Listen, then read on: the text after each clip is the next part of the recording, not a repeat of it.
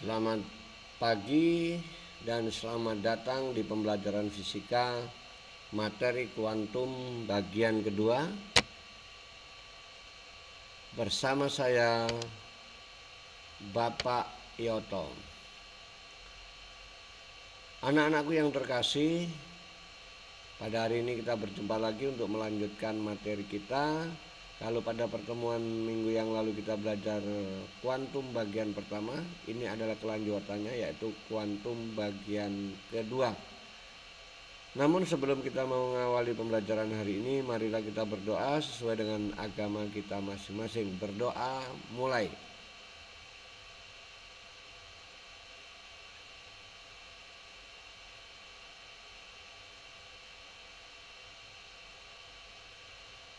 Berdoa selesai. Semoga apa yang kita harapkan dalam proses pembelajaran hari ini dapat berjalan lancar dengan doa yang kita panjatkan pada Tuhan tadi. Anak-anakku yang terkasih, pada materi kuantum bagian kedua ini ada 3 hal penting yang akan kita pelajari. Yang pertama adalah efek fotolistrik. Ini adalah materi kita pada bagian kedua yang pertama. Kemudian yang kedua adalah efek Compton, dan yang ketiga kita akan belajar tentang teori de Broglie. Ini 3 bagian penting materi kita pada kuantum bagian kedua ini. Baiklah anak-anakku yang terkasih, sebagaimana pada pembelajaran sebelumnya, bahwa setiap proses pembelajaran kita mempunyai yang namanya tujuan pembelajaran. Nah, apa yang menjadi tujuan pembelajaran kita? Seperti biasa, kita pada semester genap ini masih menggunakan fasilitas yang ada, belum ada fasilitas yang baru yang kita gunakan. Maka tujuan pembelajaran kita pada pertemuan ini melalui diskusi informasi menggunakan fasilitas Google Meet, Google Classroom, YouTube, dan WhatsApp. Peserta didik dapat yang pertama menganalisis efek fotolistrik. Kemudian yang kedua, memformulasikan energi pada efek fotolistrik. Yang ketiga adalah menganalisis efek Compton. Yang keempat menganalisis teori de Broglie, dan yang terakhir tentu saja adalah menerapkan semua persamaan yang kalian peroleh pada kuantum bagian kedua ini dalam pemecahan soal. Baiklah anak-anakku yang terkasih, kita langsung saja masuk di materi kita. Bapak harapkan kolaborasi dan sinergi dari antara kita sehingga tujuan yang kita harapkan pada pembelajaran ini dapat tercapai dengan baik. Baik, kita akan masuk bagian pertama yaitu efek fotolistrik. Anak-anakku yang terkasih, kalau pada fisika klasik cahaya itu hanya dianggap bersifat sebagai gelombang. Namun seiring dengan perkembangan zaman dan penelitian, maka pada fisika modern cahaya itu ternyata dianggap juga bersifat sebagai partikel. Nah, sifat kembar dari cahaya inilah yang sering disebut dengan istilah dualisme. Dengan kata lain, dualisme cahaya itu adalah sifat kembar dari cahaya, di mana suatu saat cahaya bisa bersifat sebagai gelombang dan suatu saat cahaya itu bersifat sebagai partikel. Itulah yang disebut dengan dualisme cahaya, ya. Nah, anak-anakku yang terkasih, pasti timbul pertanyaan di antara kalian, sebenarnya apa sih atau apa saja yang membuktikan bahwa cahaya itu bersifat sebagai gelombang? Nah, ini sebenarnya sudah kalian pelajari di kelas 11, karena di kelas 11 kalian sudah membahas banyak tentang sifat cahaya sebagai gelombang. Di antaranya adalah percobaan yang berkaitan dengan interferensi cahaya. Ini juga cahaya sebagai gelombang. Ada lagi tentang difraksi. Ada lagi peristiwanya refraksi, ada peristiwa refleksi, dan ada juga peristiwa polarisasi. Kesemua proses ini atau peristiwa ini membuktikan bahwa cahaya itu sebagai gelombang. Nah, pertanyaannya selanjutnya, lalu peristiwa apa yang membuktikan bahwa cahaya itu sebagai partikel? Ini yang akan kita bahas, yaitu peristiwa efek fotolistrik.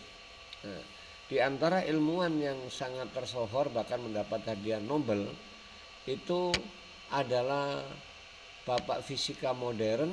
Siapakah gerangan? Dari gambarnya kalian sudah tahu. Nah, tapi jangan lihat di papan tulisnya. Anda pasti bingung, 6 dikurang 3 sama dengan 6. Nah, inilah bapak yang sangat jenius, yang dikenal dengan bapak fisika modern, yaitu Bapak Albert Einstein. Nah, beliau sangat terkenal dengan teori yang masyhur di jagat ini, yaitu teori relativitas, di mana energi dirumuskan dengan E sama dengan mc kuadrat.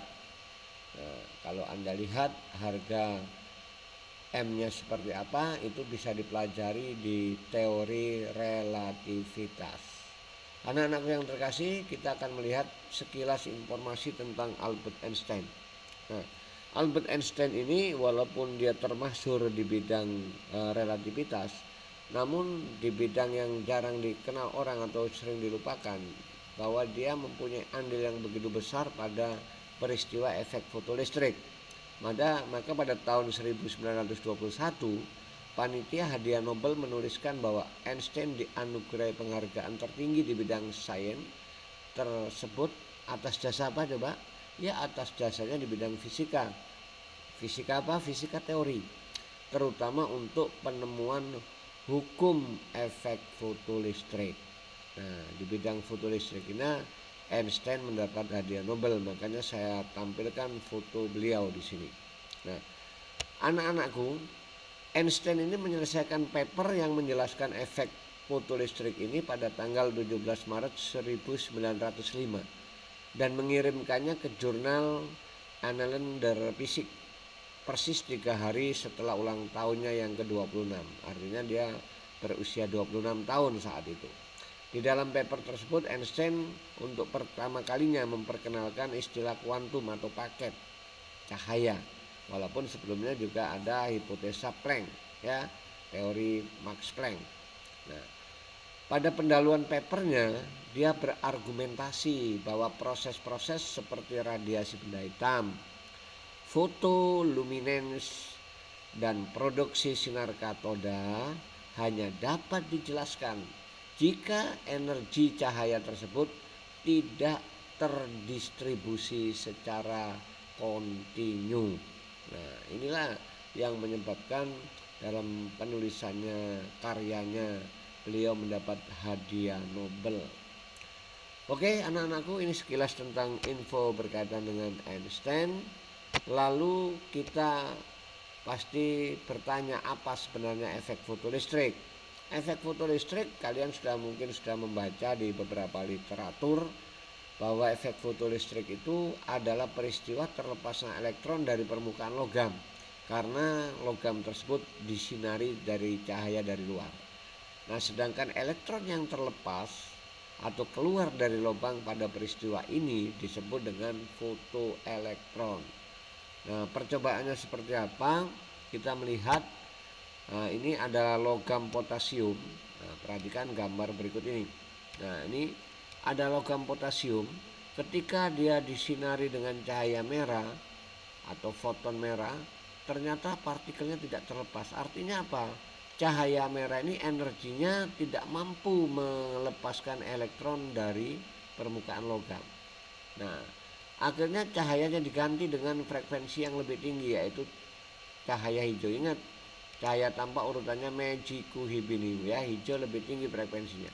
Ketika ditembak dengan sinar hijau, ternyata partikelnya terlepas. Nah, peristiwa inilah yang disebut dengan efek fotolistrik, yaitu peristiwa terlepasnya elektron dari permukaan logam ketika ditembak dengan cahaya dari luar. Nah, bagaimana Pak kalau ditembak dengan yang frekuensi lebih tinggi? Nah, tentu saja lebih cepat terlepas karena energinya lebih tinggi. Nah, percobaannya seperti apa yang lebih detail seperti ini. Oke, kita akan melihat percobaan efek fotolistrik yang lebih detail seperti ini. Jadi ini adalah tabung vakum kosong, artinya hampa udara, dipasang dengan elektroda penangkap elektron, dipasang dengan logam yang mudah melepaskan elektron, kemudian dihubungkan dengan sebuah ampermeter. Untuk apa? Untuk mengetahui ada arus yang lewat sini. Nah, ketika belum ditembak cahaya dari luar, ternyata jarum ampermeter menunjukkan angka 0. Artinya tidak ada arus yang mengalir. Ketika ditembak dengan cahaya merah, sama, ampermeter tidak bergerak. Artinya belum ada arus yang mengalir. Nah, cahayanya diganti dengan frekuensi lebih tinggi, ditembak dengan cahaya hijau, barulah jarum ampermeter bergerak. Kalau jarum ampermeter bergerak berarti ada arus. Kalau ada arus berarti ada elektron yang bergerak. Elektron yang bergerak ini dapat dari mana? Dari elektron yang terlepas dari permukaan logam. Inilah yang disebut dengan peristiwa efek fotolistrik. Jadi peristiwa terlepasnya elektron dari permukaan logam ketika ditembak cahaya dari luar. Oke, bisa dipahami ya. Nah, bagaimana hubungan arusnya dengan intensitasnya? Nah, apakah ada hubungan? Ada, tentu saja. Seperti apa? Kita lihat grafik berikut ini. Ini adalah grafik ya, hubungan antara arus dan tegangan. Nah, ini perhatikan gambar yang pertama. Ketika intensitas cahayanya rendah, nah arus menaik dengan drastis, tapi akhirnya jenuh arus itu, tidak menambah-nambah lagi, tidak ada tambahan arus, mendatar ya. Nah, begitu intensitas cahaya dinaikkan, ternyata dia menaik dengan drastis, lebih besar lagi, lebih tinggi, lebih banyak, lebih besar arusnya, tapi akhirnya juga jenuh. Nah, kapan arus itu berharga 0? Ketika tercapai potensial henti. Ini min V0. Potensial henti itu adalah potensial terkecil di mana tidak ada lagi arus listrik yang mengalir. Nah, inilah hubungan arus dengan tegangan pada peristiwa efek fotolistrik. Nah, pertanyaannya lagi, bagaimana Pak energi yang digunakan untuk melepaskan elektron itu? Nah, tentu saja besar energi yang diberikan foton pada logam itu tentu saja digunakan untuk melepaskan elektron dari permukaan logam. Tetapi kalau energi yang diberikan itu cukup besar, misalkan dari sinar hijau, biru, apalagi ungu, itu cukup besar, maka selain energinya digunakan untuk melepaskan elektron dari logam, maka kelebihan energi itu digunakan elektron untuk bergerak. Nah, energi itulah yang disebut dengan energi kinetik. Sehingga secara matematik dapat dirumuskan bahwa energi yang diberikan sama dengan energi yang digunakan untuk melepaskan elektron dari logam, namanya W0. W0 itu adalah fungsi kerja, work function, ditambah EK, energi kinetik. Oke, masih ingat harga E di konstanta Planck? E itu sama dengan HF. W0 berarti HF0. Maka kalau kita panjangkan atau kita jabarkan lagi, karena harga E nya HF dan W0 nya HF0, kalau harga ini kita masukkan ke rumus awal ini, kita akan dapatkan rumus baru, yaitu apa? HF sama dengan HF0 plus EK. Nah, kalau mau ditanyakan lagi boleh dilanjutkan lagi. Berarti EK nya apa Pak? Ya tinggal putar kalian. Berarti kalau ditanyakan EK, EK sama dengan HF dikurang HF0. Karena di sini ada H2 buah, maka kita keluarkan H-nya. Berarti EK itu sama dengan apa? H. Nah, ini. Nah, kita langsungkan aja supaya kelihatan langsung. Nah, EK sama dengan apa? H dalam kurung F min F0. Ya, ini. Nah, F masih ingat rumus F. F itu C per lambda. Maka kita jabarkan lagi. EK sama dengan H. F-nya kita ganti dengan C per lambda. Berarti C per lambda dikurang C per lambda 0. Maka HC-nya kita keluarkan. Sehingga rumus EK bisa kita tulis dengan H kali C dalam kurung 1 per lambda dikurang 1 per lambda 0. Jadi sebenarnya rumus yang EK ini sama dengan EK yang ada di sini. Ya, E yang ada di depan ini sama dengan HF yang ada di sini. Nah, EK itu besarnya sama dengan energi potensial, energi kinetik sama dengan energi potensial. Maka dapat kita tulis hubungan baru bahwa EK itu sama dengan rumus energi potensial, masih ingat di semester ganjil? Yaitu muatan dikali potensial. Berarti EK sama dengan muatan elektron dikasih potensial. Nah, inilah hubungan energi pada peristiwa efek fotolistrik. Tolong diingat rumus ini. rumus E dan rumus EK ya, bisa dipahami ya. Oke, kita lanjut kalau bisa dipahami. Nah, anak-anakku, konsentrasi masih, kalian masih membahas efek fotolistrik. Keterangannya tadi sudah ada dari rumus tadi, kita tahu bahwa H itu konstanta Planck, F0 frekuensi ambang. Frekuensi ambang itu apa Pak? Frekuensi terkecil yang digunakan untuk melepaskan elektron dari logam. EK energi kinetik, W0 fungsi kerja, EP energi potensial, E muatan elektron, min 1,6 kali 10 pangkat min 19 Joule. Harus ingat itu V0 potensial henti, satuannya volt. Lambda 0 adalah panjang gelombang ambang, yaitu panjang gelombang terbesar yang digunakan untuk melepaskan elektron dari logam. Itu pengertian frekuensi ambang dan panjang gelombang ambang. Oke, kita lanjut anak-anakku, biar lebih cepat karena materi kita masih banyak. Nah, oleh karena itu sekarang dapat kita simpulkan sebenarnya peristiwa efek fotolistrik, bahwa yang pertama apa? Efek fotolistrik terjadi jika cahaya yang ditembakkan mempunyai frekuensi yang lebih besar dari frekuensi ambang, lebih besar dari F0. Kalau lebih kecil atau sama, kemungkinan tidak bisa lepas. Ya, yang kedua, jumlah elektron foto atau elektron yang terlepas dari logam yang dibebaskan itu sebanding dengan intensitas cahaya. Ya, intensitas cahayanya besar, jumlahnya juga turut besar. Oke. Nah, yang ketiga, energi kinetik maksimum elektron-elektron foto tidak tergantung pada intensitas cahaya.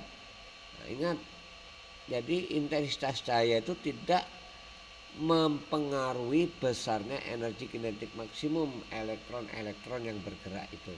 Ya. Yang keempat, arus elektron-elektron foto terjadi hampir secara spontan. Jadi begitu ditembak langsung bergerak. Nah, oke, ini 4 hal yang menjadi simpulan dari efek fotolistrik, bisa dipahami ya 4 ini. Nah, kalau sudah paham ini kita lanjutkan, masih ada simpulan lagi. Ada 1, 2, 3, 4 dan sekarang kita melihat yang kelima. Nah, apa yang kelima? Ada yang bisa menambahkan di sini? Ya. Apa? Yang kelima, besar potensial penghenti atau V0 tidak bergantung pada intensitas radiasi elektromagnetik. EKM sama dengan E kali V0. Jadi besar potensial henti tidak tergantung dari intensitas radiasinya. Ya. Yang keenam apa? Energi terkecil yang digunakan untuk melepaskan elektron dari logam disebut dengan fungsi kerja, work function. Itu energi terkecil yang digunakan untuk melepaskan elektron dari logam.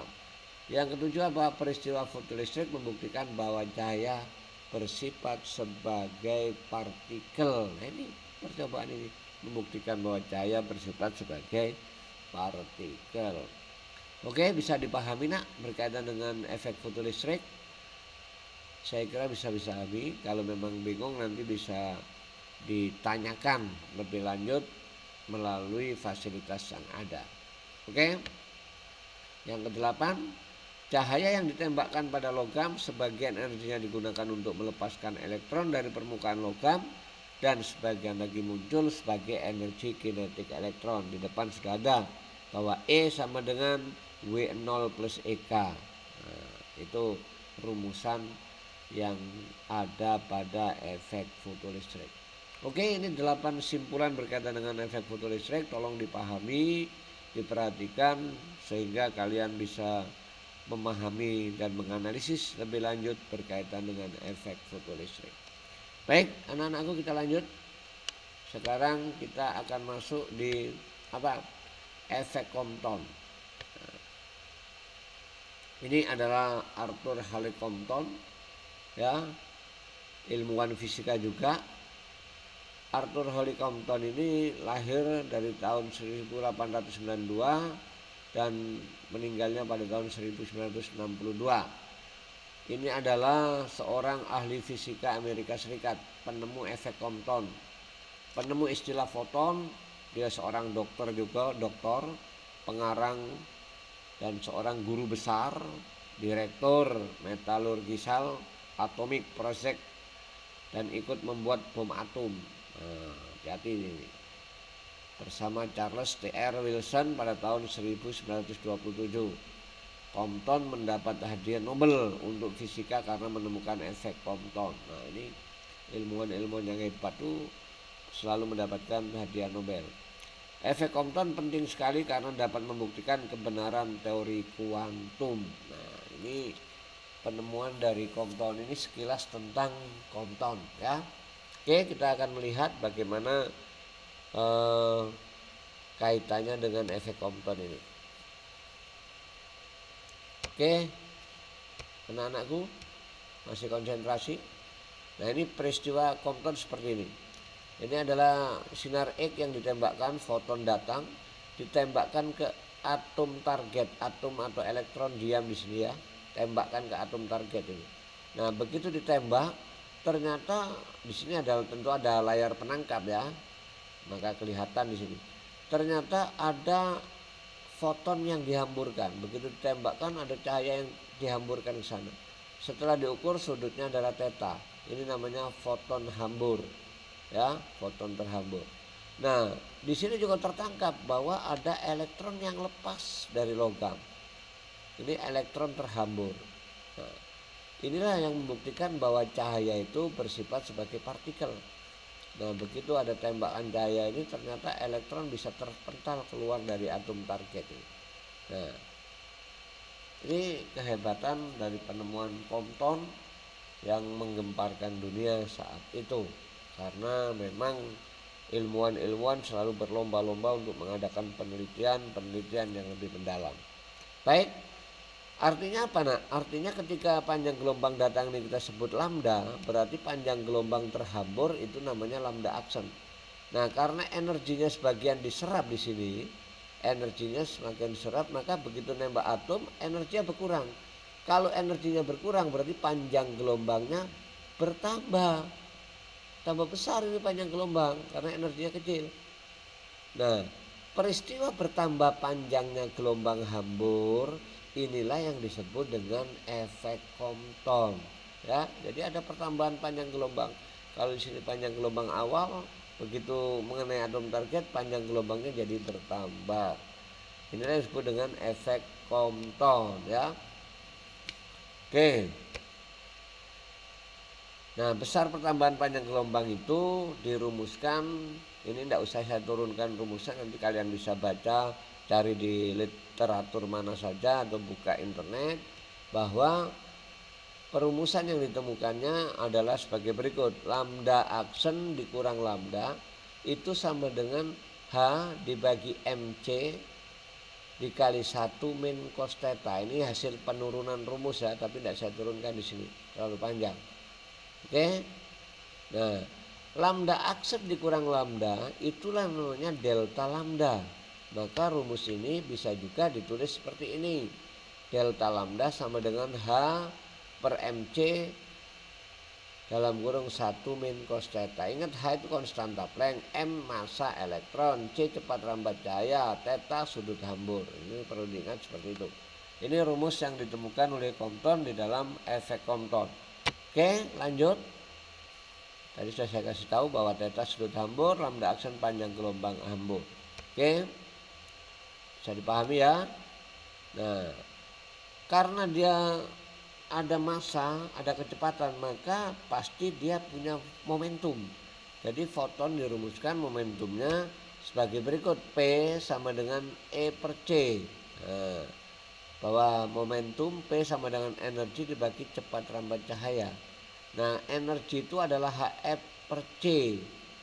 Ingat, F per C sama dengan 1 lambda. Karena di pembahasan sebelumnya sudah dikasih tahu bahwa hubungan F dengan lambda itu berbanding terbalik.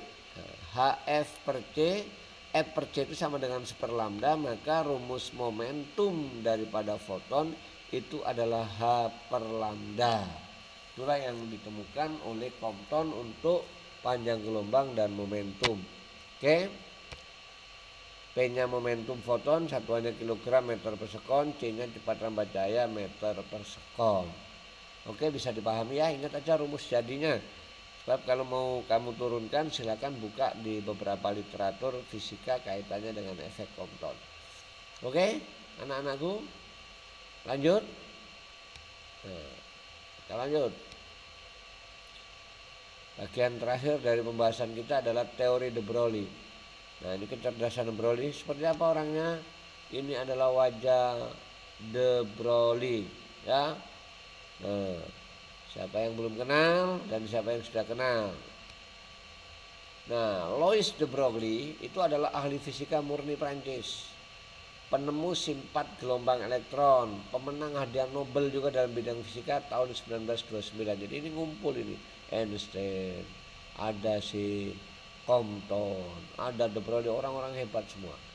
Nah, ya, anggota lembaga ilmu pengetahuan Perancis dan bangsawan Perancis ya. Louis De Broglie adalah seorang fisikawan Perancis yang membuat kontribusi inovatif untuk teori kuantum. Nah, ini fisika modern semua yang dibahas mereka. Dalam tesis PhD-nya tahun 1924 ia mendalilkan sifat gelombang elektron dan menyarankan bahwa semua materi memiliki sifat gelombang. Nah, ini hebatnya dia. Ya, konsep ini dikenal sebagai dualitas gelombang partikel atau hipotesis De Broglie. Nah, ini ya, paham dengan De Broglie? Oke, kita lanjut. Masih teori De Broglie ya. Jadi hipotesis De Broglie itu seperti ini. Kalau ada foton yang ditembakkan, maka foton itu bisa bertindak sebagai gelombang, dan karena itu maka ada foton-foton yang terkuantisasi atau foton kuanta. Nah, ini. Nah, dengan demikian secara kata-kata dapat kita tulis begini dalam teori De Broglie sesuai dengan rumusan beliau tentunya ya. Sifat partikel dinyatakan oleh besaran P dan sifat gelombang dinyatakan oleh besaran panjang gelombang atau lambda. Nah, hipotesa De Broglie itu seperti ini kata-katanya.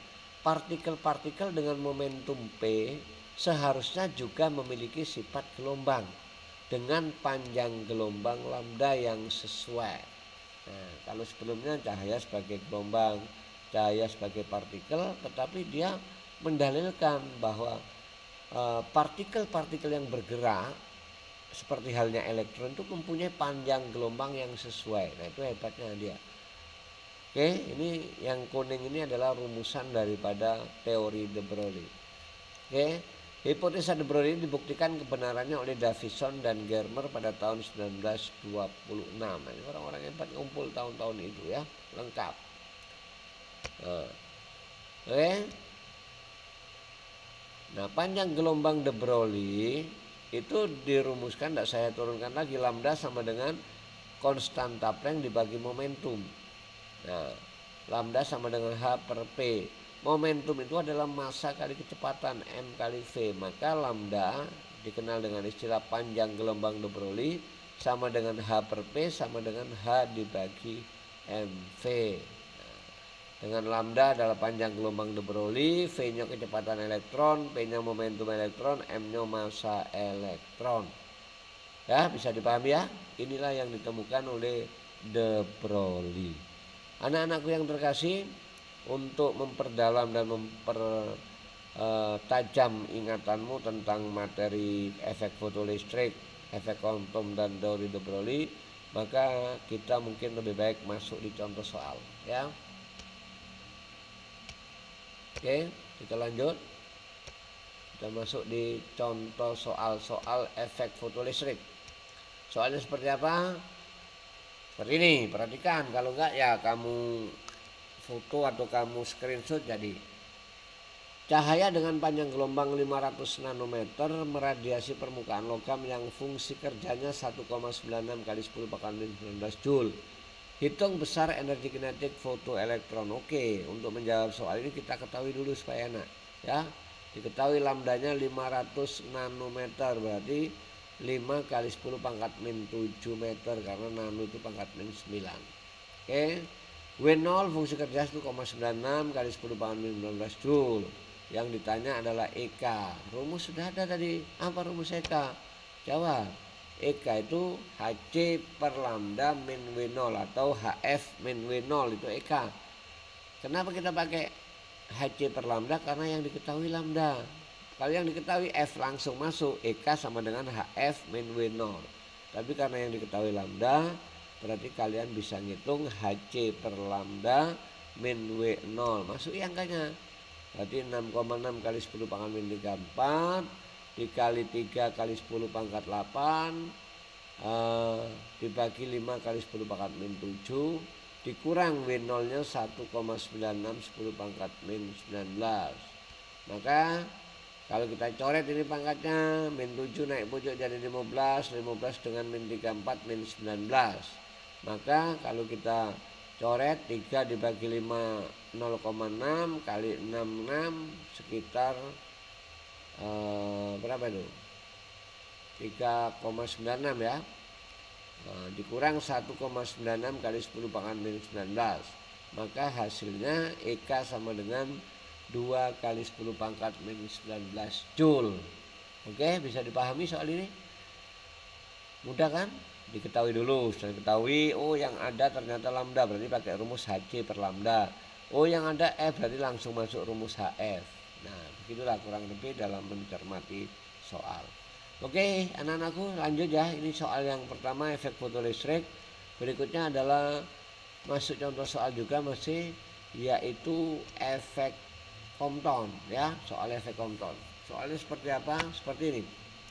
Foton dengan panjang gelombang 0,06 nanometer mengalami hamburan Compton dengan sudut 60 derajat. Tentukan A panjang gelombang foton yang dihamburkan, B energi foton yang terhambur, C energi yang diberikan kepada elektron yang terpantul. Nah, ini ingat-ingat tadi gambar efek Compton yang percobaan atom target tadi. Oke, kita lanjut. Ini diketahui ya, sebelum menjawab soal diketahui dulu. Oke, kita ketahui dulu. Lambdanya berapa? 0,06 nanometer. Berarti kalau kita geser 1, 2 6 kali 10 pangkat min 11 meter. Theta 60 derajat, C nya 3 kali 10 pangkat 8, M nya 9,1 10 pangkat min 31 kg. Ditanya, ada 3 tadi. Yang pertama adalah panjang gelombang hambur lambda aksen. Yang B energi apa? Energi hambur tadi, elektron hambur ya. C nya baru energi yang diberikan pada elektron yang terpantul. Oke, kita jawab. Apa rumusnya? Lambda aksen min lambda sama dengan H per MC dikali 1 min cos theta. Ini rumusnya jangan sampai lupa. Masuki. Lambda aksen dicari. Yo. Nah, lambda aksen kan dicari dikurang. Ini 6 kali 10 pangkat min 19, ingat ini. Ya, sama dengan hanya 6,6 10 pangkat min 34, M nya massa elektron 9,1 10 pangkat min 31, C nya 3 kali 10 pangkat 8, 1 min cos theta. Yuk kita coret pangkatnya, atau 6,6 dulu. 6,6 kita bagi 3 ya, berarti 2,2. Oke. Setelah itu pangkatnya kita coret, min 34 dengan min 31 tinggal min 3. Oke, pangkat 8 naik ke atas berarti pangkat min 11 jadinya. Maka kita tulis lambda aksen min 6 kali 10 pangkat min 11 sama dengan 2,2 kali 10 pangkat min 11 dibagi 9,1. Oke, kali 1 cos 60 setengah min 0,5. Oke, lanjut. Nah, lambda aksen min 6 kali 10 pangkat min 19 sama dengan 2,2 kali 10 pangkat min 11 dibagi 18,2 karena setengah kali 2 kali 9,1. Maka kita masuki lambda aksen min 6 kali 10 pangkat min 19. Ini kalian bisa bagi sendiri nanti pakai alat bantu boleh karena belum ulangan. Sama dengan 0,12 kali 10 pangkat min 11. Oke, yang ditanya lambda aksen kita pindahkan min 6 ke kanan. Maka kita peroleh lambda aksen 6 kali 10 pangkat min 11 ditambah 0,12 10 pangkat min 11. Maka kita peroleh hasilnya lambda aksen sama dengan 6,12 kali 10 pangkat minus 19 meter. Ini baru mencari yang A. Nah, oke. Dipahami ya? Bisa dipahami ya? Oke, bagus. Nah, pahami lagi, nanti kalau ada kesulitan silakan ditanyakan. Oke, kita jawab yang B, nakku. Kita jawab yang B. Apa B tadi? Lanjutan B. Oh, E aksen sama dengan HC per lambda aksen. Karena ini panjang gelombang setelah dihamburkan. Tinggal masuk I. 6,6 10 pangkat min 4 kali 3 10 pangkat 8 dibagi 6,12 10 pangkat min 11. Pangkatnya kita coret, min 4 dengan 8. Berapa itu? Yuk, 22 ya? Enggak, 24. Oke, min 24 coret dengan min 11. Maka kita peroleh min 15. Ya, berarti 19,8 3 kali 6,6 kali 10 pangkat min 15 dibagi 6,12. Silakan dibagi 19,8 dibagi 6,12. Maka dapat energinya 3,24 kali 10 pangkat min 15 Joule. Mudah kan? Itu energi yang B ya, E aksen. Yang C, energi elektron yang diambil elektron yang diberikan pada elektron sama dengan energi foton dikurang energi efek foton yang terhambur. Maka kita bisa tuliskan E sama dengan HC per lambda min HC per lambda aksen. Tinggal masuk I, lambda aksennya kan udah ada. Jadi HC dikali seper lambda min seper lambda aksen kalau kita keluarin HC-nya. Tinggal masukkan hanya 6,6 10 pangkat min 4 dikali 3 10 pangkat 8 dalam kurung 1 dibagi 6 kali 10 pangkat min 11 dikurang 1 dibagi 6,12 10 pangkat min 11. Oke, yang bisa kita coret-coret pangkat 8 dengan min 4. Oke, ini masih 6,6 10 pangkat min 4 dikali 3 10 pangkat 8. Hasil dari ini pengurangan yang ada di atas ini, di dalam ini sama dengan 3,3 10 pangkat 8. Nah, ini hasilnya. Kalau nggak percaya silahkan dihitung lagi nanti. Berarti bilangan perpangkatnya lah, lihat 8 dengan 8 16 ditambah min 34. Nah, kalian bisa melihat itu ya, cara menghitungnya seperti itu. Maka 6,6 kali 3 sama dengan 65,34 kali 10 pangkat min 18 Joule. Satuannya kurang ya, Joule harusnya. Oke, bisa dipahami. Contoh soal ini sudah 2 soal. Nanti dibaca-baca ulang. Bila perlu ketika Anda putar videonya langsung foto atau screenshot kaitannya dengan jawaban-jawaban yang Bapak berikan. Oke anak-anakku, dengan contoh soal yang 2 ini tadi menjadi bekal kalian untuk menjawab beberapa soal yang ada di latihan. Oke, kita lihat soal latihannya seperti apa. Ya, ini hasil terakhirnya ya. Kenapa harus seperti ini? Karena penulisan notasi ilmiah itu di depan koma harus 1 angka. Jadi kalau 65,34 bukan salah, tapi kurang lazim bilangan berpangkat 2 angka di belakang koma gini. Maka digeser komanya ke sini, maju, berarti 6,53 kali 10 pangkat min 17 Joule. Itu kurang lebih cara menjawab soal yang berkaitan dengan efek koruptor ini. Oke anak-anakku, dengan modal 2 contoh soal ini kalian bisa menjawab soal-soal berikutnya. Lanjut, ini kita masuk di contoh soal dulu ya. Pelatihan. Oke, latihan contoh soalnya sudah. Latihan pertama, ini nanti kamu screenshot boleh, foto boleh supaya tidak terlalu lama. Nomor 2, nomor 3, tidak usah saya bacakan ya, karena bisa dibaca sendiri dan bisa dilihat. Soal ini silakan dikerjakan. Nomor 1 kaitannya dengan lampu pijar, benda hitam ya. Kemudian yang kedua juga masih benda hitam. Kemudian yang ketiga kaitannya dengan foton. Ini kaitan dengan kuantum bagian pertama. Ini soal-soal kuantum bagian pertama 1, 2, 3.